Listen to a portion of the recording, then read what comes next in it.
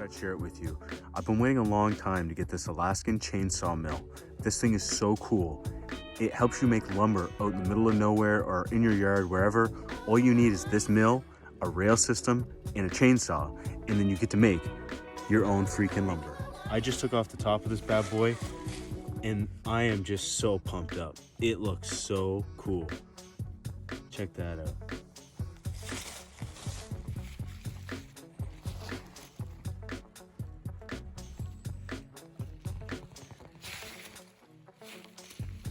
So there's the ash tree from video number 1.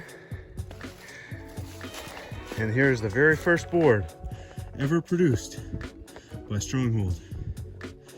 1 inch in diameter, 9 feet long. It's taken a lot of years to get to this point. So I'm very, very proud to see this whole operation starting.